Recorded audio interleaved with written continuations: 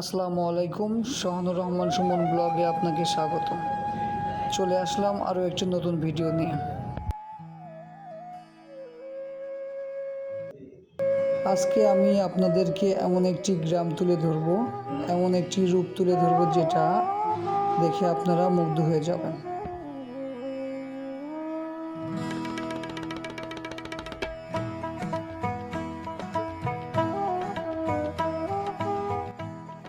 তো চলুন শুরু করি।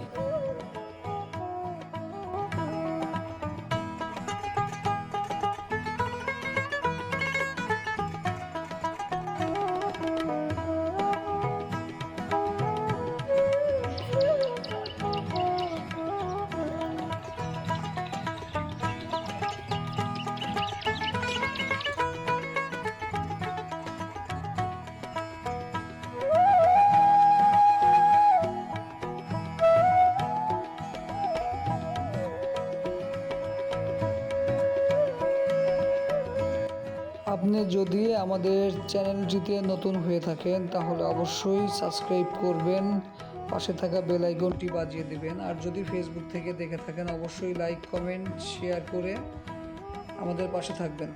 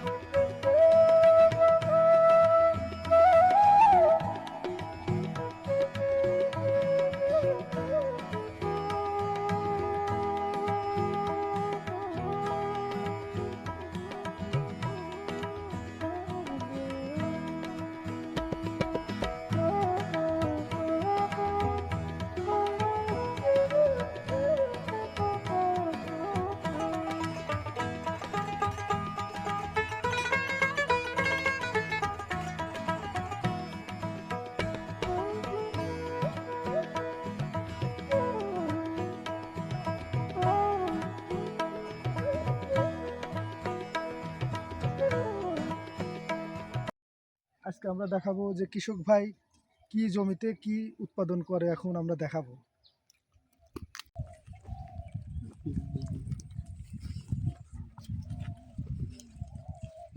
উৎপাদন করতেছেন আপনারা। এখন আমরা তো আপনার কোথা থেকে আসছেন? আমরা নববাড়ি ঘাট থেকে আসছি। এটা হলো পেঁয়াজ আছে, মূল কাটা পেঁয়াজ। তারপরে রসুন লাগানো হয়েছে দুদিন আগে। এখন পেঁয়াজ রসুনেরই। হ্যাঁ হ্যাঁ হ্যাঁ, এখন রসুন। আপনারা কি কোম্পানি? 14 থেকে 1500 টাকা বস্তা সার ছিল, সেই সার হয়েছে 2300 টাকা। জি, মানে সারের দাম, মানে কৃষক বোঝাচ্ছে এটাই যে সারের দামের বৃদ্ধির কারণে তাদের উৎপাদন, মানে খরচা বৃদ্ধি হচ্ছে, মানে এই জিনিসটা কি আর বোঝাতে চাচ্ছে আর কি। তাতে আমাদের দেখা যাচ্ছে যে তাদের বস্তা প্রতি আপনার বাড়লো কত, 2300 টাকা, ওর 1400 টাকা। 1400 টাকা তাহলে কত বাড়লো? কিছু উৎপাদন করতে দেখা যাচ্ছে আগের দ্রব্যের মূল্যের সাথে এখন দ্রব্যের মূল্য মানে মেলা পার্থক্য, ডবলের উপরে। হ্যাঁ হ্যাঁ, ডবলের উপরে। তাই হচ্ছে 900 টাকা বস্তায় বাড়তি, যাইতে 800-900 টাকা দিয়ে বাড়ায় বস্তায় সার বাড়ে।